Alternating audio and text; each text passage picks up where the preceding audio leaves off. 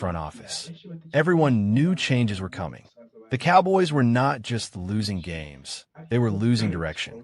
The roster was expensive, the salary cap situation was tight, and key players were approaching major contract decisions. Dallas could no longer afford to delay tough choices. One controversial move, in particular, would end up defining this entire offseason and possibly the future of the franchise. That move was the decision to trade Micah Parsons. For many fans, this felt shocking and even painful. Parsons was the face of the defense, a dominant edge rusher, and one of the best players in the NFL at his position. Letting him go felt like giving up on elite talent. But the business side of football tells a different story. After being traded, Parsons signed a massive 4-year, $188 million extension with the Green Bay Packers, becoming the highest-paid edge rusher in the league. That type of contract would have placed an enormous burden on Dallas' salary cap and limited the team's ability to build a balanced roster. Jerry Jones later explained that the real value of the Parsons trade would not be seen immediately, but in the present and future flexibility it created. This trade was not about replacing Parsons on the field. It was about survival in a league where financial decisions can be just as important as talent. That flexibility became clear with the arrival of George Pickens. Dallas traded for Pickens quietly, without much noise, but the move turned out to be one of the smartest decisions of the offseason. Pickens delivered a career year, catching 93 passes for 1,429 yards and 9 touchdowns. He quickly became the most reliable and explosive weapon in the Cowboys' offense. Every week, he gave Dallas a chance to compete, even when the team struggled elsewhere. Now, Pickens stands on the edge of a major payday. He is eligible for a huge contract extension before the 2026 season, and Jerry Jones made it clear that keeping him would have been impossible without trading Micah Parsons. According to beat reporter Joseph Hoyt, Jones said the Cowboys had zero chance of extending Pickens if Parsons had stayed. That statement explains everything. The controversial trade was not a mistake. It was a calculated sacrifice. Still, the Cowboys' problems are far from over. Even with the Parsons trade, Dallas is projected to be nearly $40 million over the 2026 salary cap. That means difficult decisions are coming. Contracts will need to be restructured. Veterans may be released. Money will be pushed into future years. Simply becoming cap compliant will take effort, and creating room to improve the roster will be an even bigger challenge. However, there is hope. The 2026 NFL Draft gives Dallas a rare opportunity. The Cowboys currently hold 8 draft picks, including 2 first-round selections. Those picks are extremely valuable. First-round players bring high-level talent on affordable rookie contracts, which is exactly what a cap-strapped team needs. If Dallas drafts wisely, they can inject youth, speed, and energy into the roster without adding financial stress. At the center of all these plans is George Pickens. Keeping him is no longer just a goal, it is a necessity. He represents the future of the Cowboys offense and the biggest return from the Micah Parsons trade. Letting him walk would erase the entire logic behind that decision. Pickens is young, productive, and entering his prime. He gives Dallas something they have lacked for years, a true offensive identity. The Dallas Cowboys are now standing at a crossroads. The 2025 season failed, and the pain of missing the playoffs still lingers. But the offseason offers a chance to reset. The Parsons trade, while controversial, opened doors. The draft brings hope. And George Pickens gives the franchise a foundation to build on. What happens next will define the Cowboys for years to come. This is not just another offseason. This is a moment of truth. Whether Dallas rises again or remains stuck will depend on how well they handle the choices in front of them. And that is the story of the Cowboys right now. A team caught between the weight of the past and the possibility of a better future.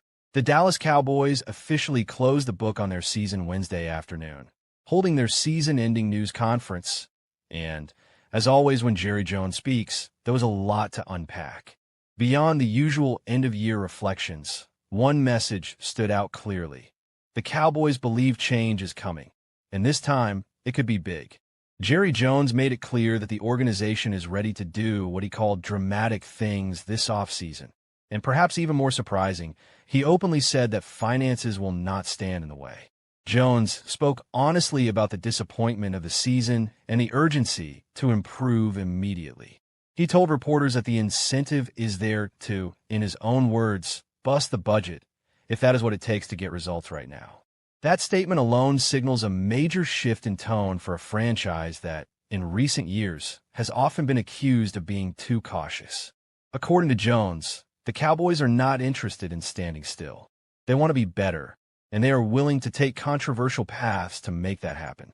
He pointed to the Micah Parsons trade as an example of the kind of bold decision the team is willing to make. That move was not made to save money or avoid competition. As Jones explained, it was done with winning in mind, even if it meant upsetting fans and inviting criticism. He emphasized that moments like this demand difficult choices, and that this offseason could bring more decisions that may not be universally popular but are designed to push the team forward. Perhaps the most eye-catching part of Jones' comments was his insistence that money will not be a limiting factor. He said the Cowboys will do everything possible to keep the team strong, competitive, and entertaining. That kind of language suggests an owner who understands that patience is wearing thin and that fans want action, not promises. It also hints that Dallas may finally be ready to abandon its reputation as a conservative spender. If the Cowboys truly follow through on this approach, the possibilities are significant. According to Cowboys Wire's KD Drummond, Dallas could open up as much as $147 million in salary cap space if they restructure contracts and make the right moves. That amount of financial flexibility would completely change how the Cowboys operate in free agency. It would allow them to re-sign key players like George Pickens and Javonte Williams, while also aggressively pursuing outside talent to upgrade the roster. Trades could also be part of this new aggressive strategy. Dallas was active on the trade market last year, with mixed results, but that experience may encourage them to explore similar opportunities again. Names like Max Crosby have already been floated by fans and analysts, though for now, it remains speculation. Still, the fact that such discussions even feel possible reflects a shift in how the Cowboys are being perceived. The most encouraging takeaway from all of this is the sense that the organization may have finally recognized its biggest flaw: doing too little for too long.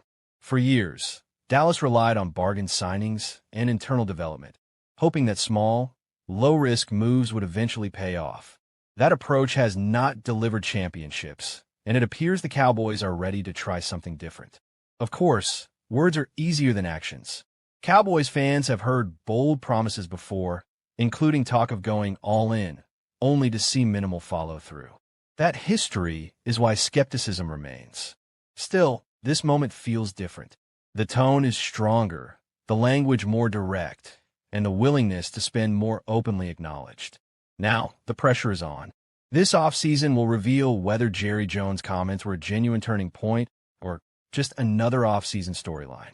If the Cowboys truly embrace aggression in free agency, the draft, and the trade market, this could be the most important offseason the franchise has had in years.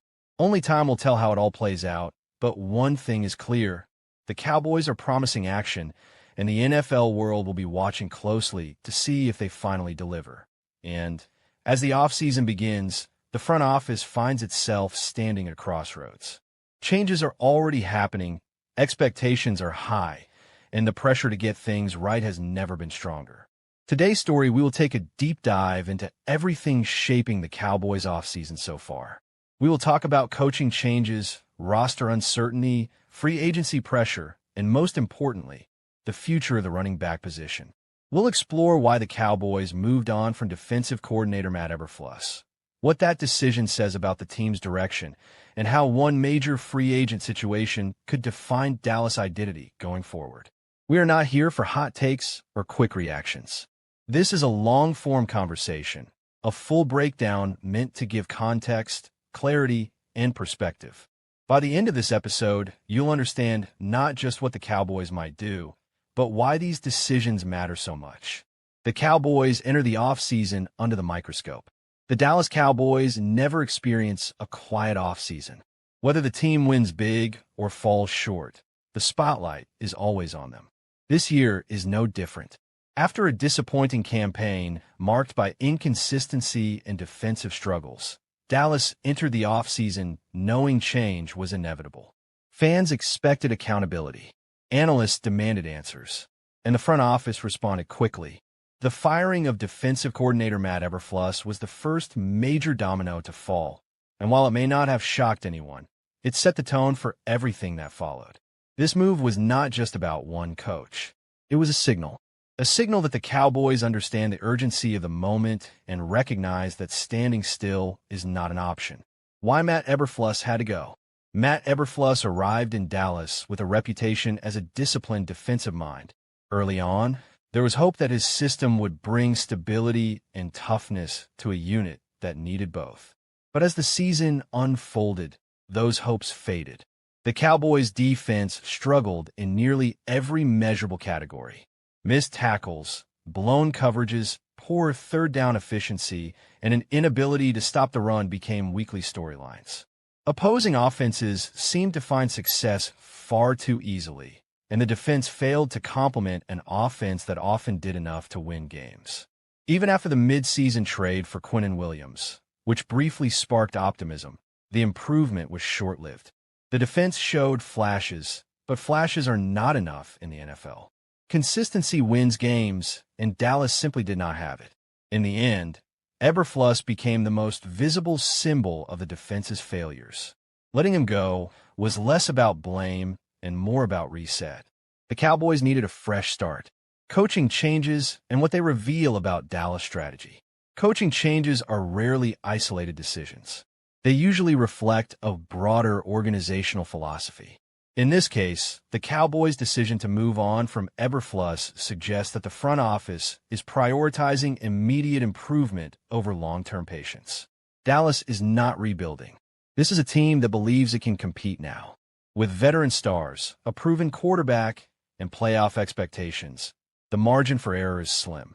That reality makes every coaching hire, every roster move, and every contract negotiation critically important. The next defensive coordinator will need to deliver results quickly. There will be no long adjustment period. The Cowboys are in win-now mode, whether they admit it publicly or not. The other major question, the future of Javonte Williams. While coaching changes grab headlines, roster decisions often have a bigger impact on the field. One of the most important questions Dallas faces this offseason is whether they can retain running back Javonte Williams. Williams just completed the best season of his career. He was explosive, reliable, and productive. More importantly, he became a central part of the Cowboys' offensive identity. When Dallas needed tough yards, big plays, or a spark, Williams delivered. That kind of performance does not come cheap. And now, the Cowboys face a familiar problem: how to keep a rising star without breaking the bank. Javonte Williams' breakout season in context. To understand why Williams is so valuable, you have to look beyond raw statistics. His impact went deeper than yards and touchdowns. He gave the offense balance. He forced defenses to respect the run. He opened up play-action opportunities and took pressure off the passing game. Week after week, Williams showed vision, power, and patience. He ran with confidence and urgency, traits that are contagious in a locker room.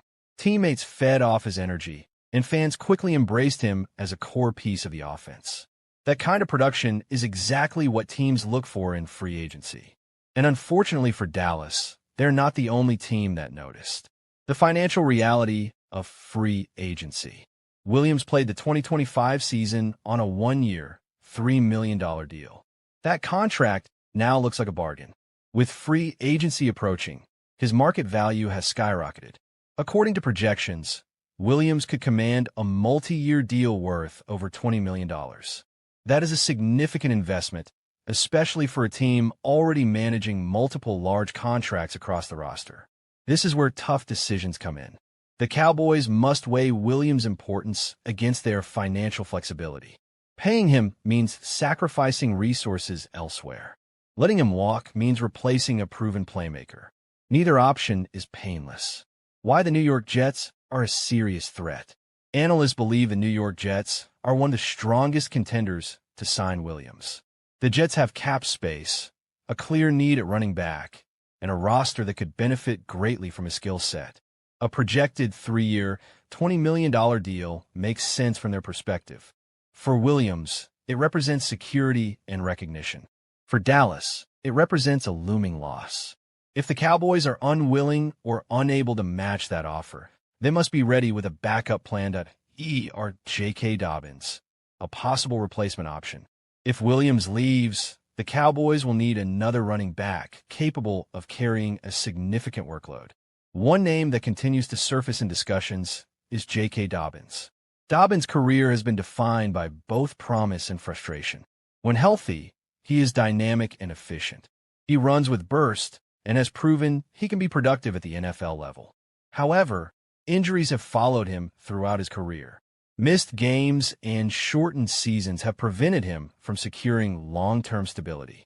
That history makes him a risky option, but also a potentially affordable one. Why Dobbins fits the Cowboys situation? From a financial standpoint, Dobbins makes sense. A 1-year, $5 million deal is manageable and low risk. It allows the Cowboys to replace much of Williams' production without committing long-term money.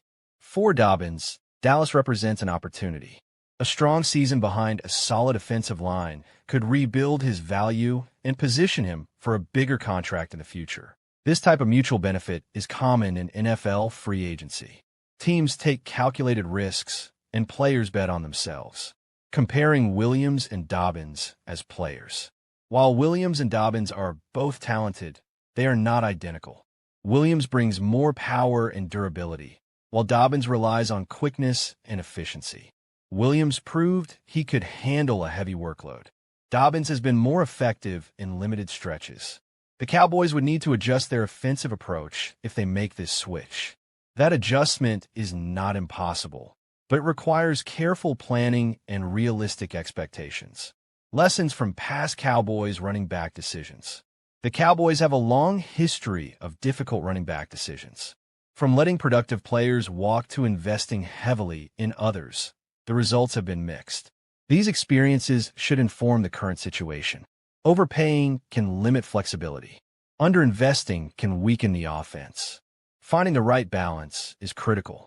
The front office must learn from the past if it wants to get this right. The bigger picture, identity and direction. At its core, this offseason is about identity. What kind of team do the Cowboys want to be? Are they built around power football, balance, and control? Or are they shifting toward a more flexible, cost-efficient model? The decisions at defensive coordinator and running back will help answer those questions. They will reveal whether Dallas is committed to continuity or ready for transformation. Why this offseason matters more than most. Some offseasons are about fine-tuning. Others are about survival. This one feels like a turning point. The Cowboys have talent. They have resources. What they need now is clarity. Fans want direction. Players want stability.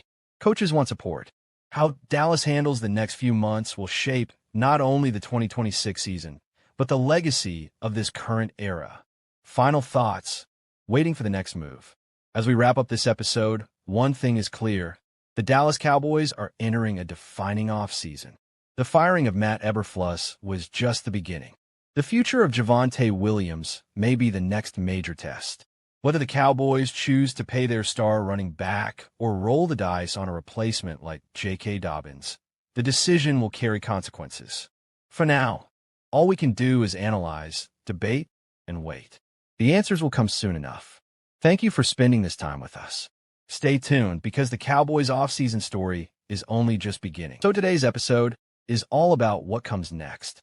We're going to break down 10 potential replacements, starting from number 10 all the way to the top candidate. We'll talk scheme fit, coaching philosophy, player development, locker room leadership, and, most importantly, how each candidate could change the identity of the Cowboys' defense. This is not hot take analysis. This is a real football conversation. So settle in, because this is a deep one. Why Matt Eberflus was fired. Before we talk replacements, we need context. Matt Eberflus came into Dallas with a reputation built on discipline, effort, and takeaways. His defenses historically emphasized hustle, zone coverage, and forcing turnovers. But over time, cracks began to show. The Cowboys' defense under Eberflus became predictable. Offenses learned how to attack the soft spots in coverage, exploit mismatches in the middle of the field, and neutralize pressure packages. In big games, especially against elite quarterbacks, Dallas struggled to adjust. Missed tackles, communication breakdowns, late-game collapses. When you coach in Dallas, good is not good enough. You're judged on January football, and ultimately, the front office decided it was time to reset. 10. Gus Bradley, 49ers assistant head coach. Let's start at number 10, Gus Bradley.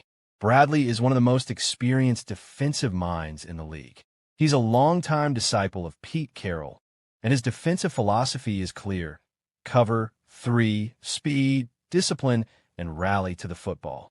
With the 49ers, Bradley has worked in a system that emphasizes defensive line dominance and structured coverage behind it. For Dallas, this would represent a move toward stability rather than innovation. The upside?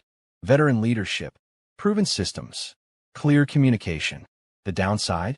Bradley's scheme can feel dated against modern, motion-heavy offenses. Cowboys fans might see fewer creative blitzes and more conservative looks. Bradley would raise the floor, but maybe not the ceiling. At number 9, Clint Hurt. Hurt is a rising name, especially among defensive line coaches. In Philadelphia, he's been instrumental in developing elite trench play. His defenses emphasize physicality, gap discipline, and collapsing the pocket without excessive blitzing. For Dallas, this would be a trenches first hire. Hurt could unlock even more from the Cowboys' pass rush, particularly if the team wants to dominate up front and simplify coverage responsibilities on the back end. However, Hurt has limited experience calling full defenses. He's more projection than certainty. This would be a bet on development over reputation. 8. Jeff Ulbrich, former Falcons DC. Jeff Ulbrich checks a lot of boxes. He's intense. He's respected. He's a former linebacker who understands modern hybrid defenses. Ulbrich's schemes tend to be aggressive, blending pressure with versatile linebacker play. In Dallas, that could translate into more creativity in the front seven and more flexibility against the run. The concern? His previous defenses have been inconsistent, especially against elite quarterbacks. Ulbrich would bring energy and edge, but the question is whether he brings elite adjustments. 7. Aubrey Pleasant, Rams pass game coordinator. This is a fascinating name. Aubrey Pleasant has quietly built one of the strongest reputations in the league for defensive back development. His work with the Rams has emphasized coverage disguises, matchup-based game plans, and situational awareness. For a Cowboys defense that has struggled in coverage during critical moments, Pleasant could be transformative. He represents the modern defensive mind, adaptable, detail-oriented, and player-centric. The risk? Limited experience as a full defensive coordinator. But sometimes the next great coordinator comes from exactly this background. 6. Dennard Wilson, Titans DC. Dennard Wilson brings toughness. His defenses are physical, disciplined, and built to survive in ugly games. In Tennessee, Wilson has leaned on aggressive run fits and coverage accountability. For Dallas, this would signal a shift toward defensive identity over flash. Wilson could help the Cowboys become more reliable in short yardage situations and late-game scenarios. The concern is whether his style maximizes Dallas' speed and athleticism or restricts it. 5. Al Harris, Bears DB coach. Cowboys fans know this name. Al Harris understands the culture, the expectations, and the pressure of Dallas. As a defensive backs coach, he's earned respect for his ability to teach technique and confidence. Promoting Harris would create continuity and locker room buy-in. But the leap from position coach to full defensive coordinator is massive. This would be an emotional hire, not necessarily a strategic one. 4. Fired head coaches. This category matters. Recently fired head coaches often become elite coordinators. They've seen everything. They've failed. They've learned. Dallas could target someone hungry, experienced, and eager to rebuild their reputation. This option offers the highest floor, but depends entirely on who becomes available. 3. Jim Schwartz, Browns DC. Now we're getting serious. Jim Schwartz is one of the most respected defensive coordinators in football. His defenses are aggressive, attacking, and relentless. Schwartz believes in dictating terms. He doesn't wait for offenses to make mistakes. He forces them. In Dallas, Schwartz could unleash the pass rush and simplify reads for the secondary. The concern? His style can be boom or bust. But in a league where pressure wins, Schwartz makes sense. 2. Jim Leonhard, Broncos pass game coordinator. Jim Leonhard is a coach's coach. Elite football IQ, modern schematic understanding, strong communicator. Leonhard blends college innovation with NFL structure. His defenses disguise coverage, adapt weekly, and emphasize situational mastery. For Dallas, this would be a future-focused hire. He could modernize the defense without sacrificing toughness. 1. Brian Flores, Vikings DC. At number 1, and it's not close, Brian Flores. Flores is exactly what Dallas needs. Aggressive, fearless, adaptive. His defenses attack protections, confuse quarterbacks, and punish mistakes. Flores doesn't run one system. He runs game plans. In Dallas, Flores could finally unlock a defense that dominates in January, not just September. The only question is politics, not football. The Cowboys are at a defining moment. This hire will shape their identity for years. Do they play it safe? Do they chase innovation? Or do they go all in for dominance? One thing is certain. This decision will tell us everything about where the Cowboys believe they are as a franchise. Cowboys Nation talking, arguing, and sometimes fighting on the timeline, and that's the mock draft and trade debate. With the Cowboys locked into the number 12 overall pick in the 2026 NFL Draft, the big question isn't just who they'll take, but whether they should stay right where they are, trade up, or trade back. And this is where philosophy comes into play, because how you approach this decision tells you a lot about how the Cowboys view their roster and their urgency to win right now. If the Cowboys stay put at number 12, they're betting that one of their true top-tier prospects falls into their lap. This is the safest option. No extra draft capital spent, no panic move, just letting the board come to you. In most mock drafts, this is where players like Arvell Reese, Sonny Styles, Caleb Downs, or one of the top edge rushers could realistically be available. Staying at 12 means trusting your scouting department and trusting that patience will be rewarded. For a front office that values discipline, this approach makes a lot of sense. But now let's talk about trading up, because this is where things get controversial. Trading up from 12 would signal that the Cowboys believe there is a true difference maker at the top of the board who cannot be missed. Maybe that's Caleb Downs if he starts slipping but won't make it past the top 10. Maybe it's a dominant edge rusher like Reuben Bain Jr., who the Cowboys believe can change games immediately. Trading up costs draft capital, and that's the risk. You're sacrificing future depth for present impact. The question is whether this roster is close enough to justify that kind of move. If the Cowboys trade up, they're essentially saying, we know exactly who we want, and we're not leaving it a chance. That can be powerful, but it can also be dangerous. Miss on that pick, and you've set yourself back not just for one season, but for multiple years. Cowboys fans have seen both sides of this before. Aggressive moves can redefine a team, but they can also haunt you. Now let's flip the script and talk about trading back, because this might actually be the most realistic scenario of all.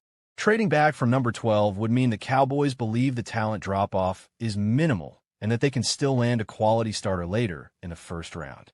This approach aligns perfectly with a team that wants more bites at the apple.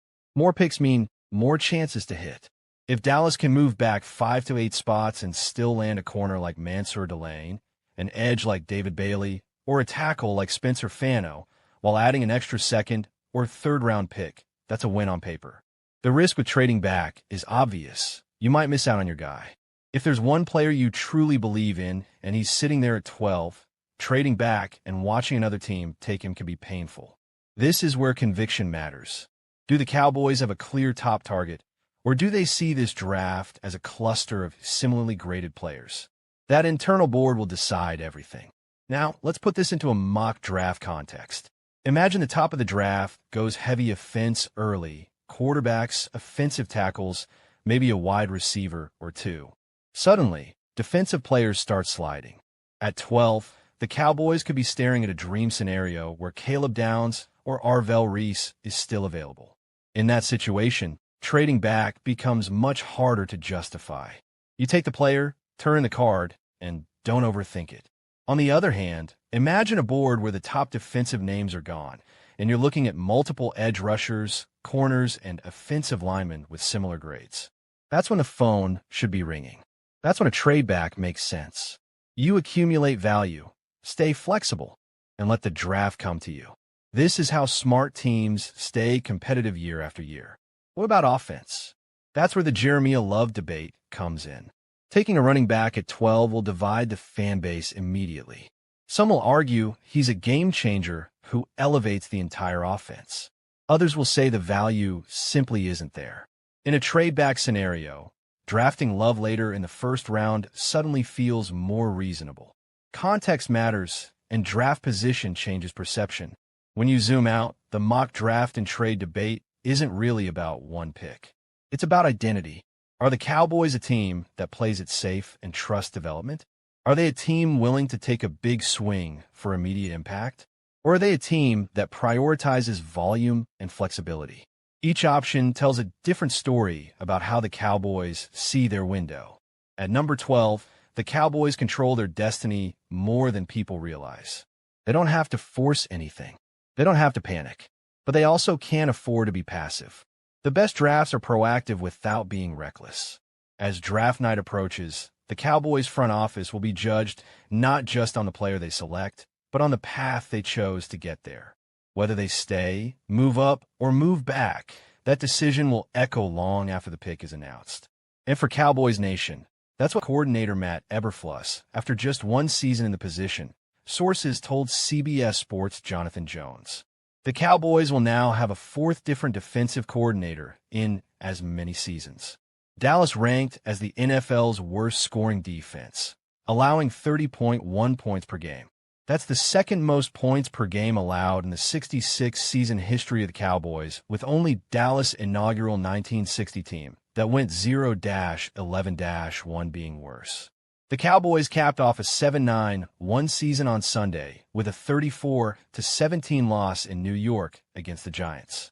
Eberflus took ownership and accountability for Dallas' lack of defensive execution on New Year's Day.